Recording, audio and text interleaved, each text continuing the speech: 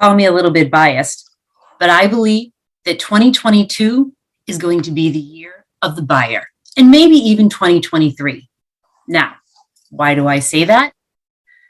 Because the most overlooked element of your sales strategy is your buyer. Okay. I can hear what you're thinking. Of course, I'm buyer focused.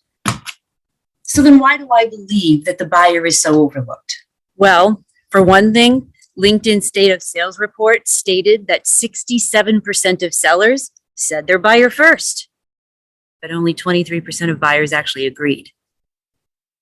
Plus, in their buyer first survey report, LinkedIn's results showed that active listening was the number one trait that buyers valued in sellers. But it was the last trait that hiring managers look for. If you were to add up the most popular hashtags on LinkedIn that had to do with the customer, there are over 109,000 followers of hashtags like customer experience and customer retention. Now, before you can have a customer, what do you need? You need a buyer. Yet followers for hashtags of buyer and buyer first are barely 11,000, which is like, 10% of those that are following the customer-centric hashtags? Are we putting the cart before the horse on this one? I certainly think so, but it's also where I see an ocean of possibilities. Clearly, there is a disconnect that is happening in our sales strategies. So what would happen if we put half as much attention on the buyer experience as we did the customer experience? Would it be easier to get, delight, and keep our customers? I believe so. And that's why my prediction for selling in 2022 is that those who are buyer first will thrive in these times of uncertainty. To quote Meredith Elliott of Powell's book, Thrive, one of her researched and tested strategies is customer focus. She has shared how her companies have been able to get through uncertainty by focusing on their buyer and their customer. Now, I get what you're saying here. What about all the time that this is going to take? I don't have time to be buyer first when I need to meet a quota. I get that. And there's a balance between their quality and the quantity. Let me give you an example. One of the BDRs that I was recently coaching had this exact same challenge. He was using his templates and sequences and wasn't really getting much of a response from people, and he couldn't understand why. So when I challenged him to do some research, get himself immersed in their buyer's world, understand as much about their role in their industry as possible, and get curious about the challenges that they might have, and then craft his messaging accordingly.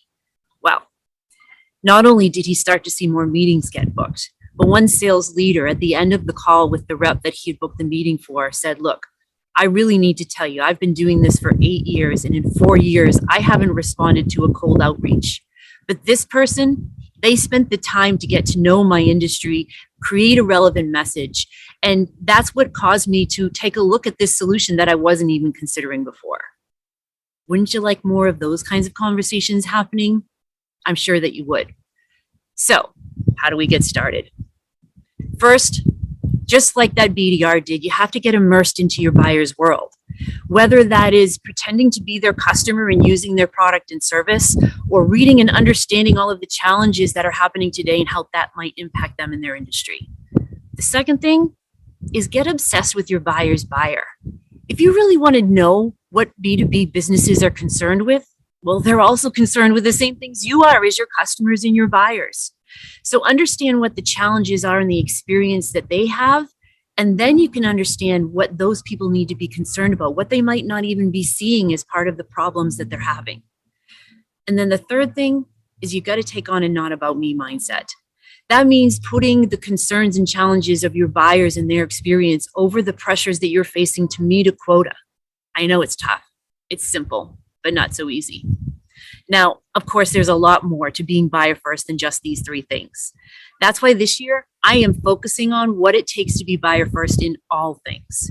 Now, with that, I'm going to start a monthly Ask Me Anything, the live stream on LinkedIn and YouTube and Facebook. But I really need your help because I want to know what questions do you have about what it takes to be buyer first? What challenge do you anticipate bringing about in this shift in yourself and in your teams and in your business? So check out the page below for the Buyer First landing page and send me your questions. I want to hear what's going on through your mind when you hear those kinds of statistics. Now, of course, I'm going to be taking questions live on our sessions, but as a newsletter subscriber, you get first dibs on what we talk about. So click on the link below to learn more. And until next time, keep learning, keep sharing out there. And if you like this video, don't forget to like, subscribe, and share.